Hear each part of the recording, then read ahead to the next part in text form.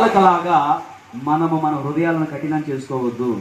వాళ్ళు హృదయంలో తప్పిపోయారంట. ఎక్కడా అంటే ఆదివారం చక్కగా మందిరానికి వస్తున్నారు, ఇంట్లో ప్రార్థన చేసుకుంటున్నారు, వాక్యం వింటున్నారు, కానీ వాళ్ళ హృదయం అంట దేవుని వాక్యానికి లోబడలేదంట. పెదవులతో స్తుతిస్తున్నారంట. అబ్బో పండగ వచ్చేసారు, అసలుకి ఆ యెరూషలేము పట్టణం అంతా నిండిపోతుందంట. ఆదివారం వస్తే చాలు ఎక్కడెక్కడ ఉన్న వాళ్ళు మొత్తం కూడా యెరూషలేములోకి వెళుతున్నారు, దేవాలయంలోకి వెళ్తున్నారు, చక్కగా ఆరాధన చేస్తున్నారు, ఏ పని చేయట్లేదు, చక్కగా ఆరాధన చేస్తున్నారు, చక్కగా దేవుని మహిమపరుస్తున్నారు. కానీ వాళ్ళ హృదయం అంట దేవుని వాక్యానికి లోబట్టలేదంట. ఆరాధనకు ఆరాధనే, భక్తి భక్తే, యుక్తి యుక్తి అని అలా జీవించారంట. అందుకే దేవుడు విసుగు చెందాడంట, బాధపడ్డాడంట, నొచ్చుకున్నాడంట. ఇక వీళ్ళు నా రాజ్యంలో ప్రవేశించకూడదని ప్రమాణం చేశాడంట. ప్రియ దేవుని బిడ్డలారా, ఈరోజు ఇశ్రాయేలు ప్రజలను పరిశీలించిన దేవుడు నిన్ను నన్ను మన అందరిని పరిశీలిస్తుంటాడు.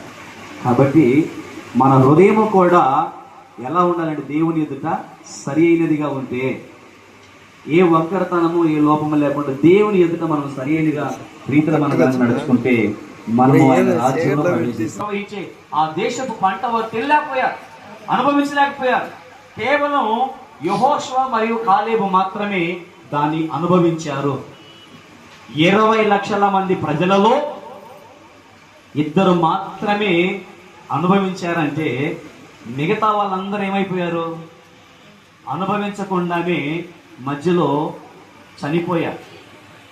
అటు దేవుని రాజ్యము చూడలేదు, దేవుని కార్యాలు చూడలేదు, ఏ మేలు కూడా వారు చూడలేక, మేలు చూడకనే వారు మరణించారు. ఏం చూడకుండా? మేలు చూడకుండానే మరణించారు. కానీ కాలేబు యెహోషువ మేలు చూశారు, మేలు అనుభవించారు, కనాను దేశంలో స్వాస్థ్యాలు పొందారు.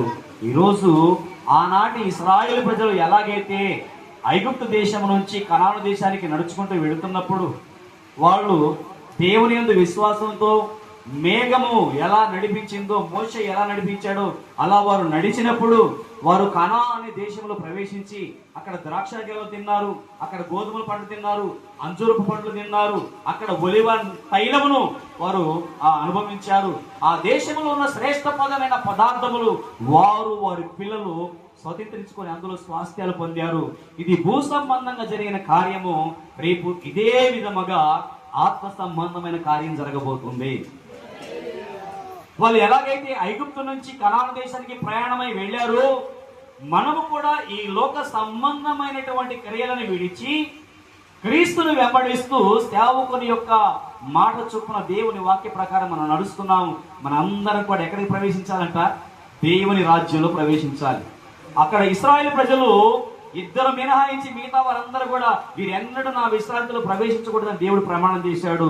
ఒకవేళ ఈ రోజు నీ విషయంలో నా విషయంలో దేవుడు విసుగు చెంది ఇక వీరికి నా రాజ్యంలో స్థానం లేదు అని అన్నాడే అనుకోండి, ఇక మనం ఎంత చేసినా కానీ ఆయన రాజ్యం చూడలేము, ఆయన కార్యాలు మనము అనుభవించలేము. కాబట్టి దేవునికి విసుగుదల తెచ్చేంతగా మనము మన హృదయాలు కఠినపరచుకోకుండా సులువుగా లోబడి హృదయం మనం కలిగి ఉందాం. ఎవరికి లోబడాలండి? సులువుగా, అంటే ఈజీగా లోబడిపోయే వారిగా, అంటే ఈజీగా ఆయన మాటను అనుసరించే వారిగా మనం ఉండాలి. అలా ఉంటే ఖచ్చితంగా మనకు దేవుని రాజ్యంలో స్థానం ఉన్నది. ఈ భూలోకంలో దేవుడి కార్యాలు కూడా మనం చూడగలుగుతామని బైబిల్ సెలవిస్తుంది. రైట్ సమయంలో మరి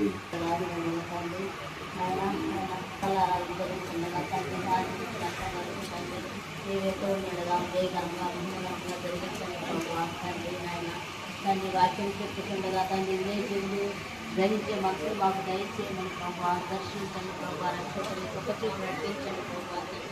ఆశ్చర్యకరుడము, ఆలోచనకర్తము, బలమైన దేవుడు, నిత్యుడు తండ్రి తండ్రి నాయన, మా ఆలోచనలు మా తలంపులు అటు ఇటు పోక తండ్రి నాయన విని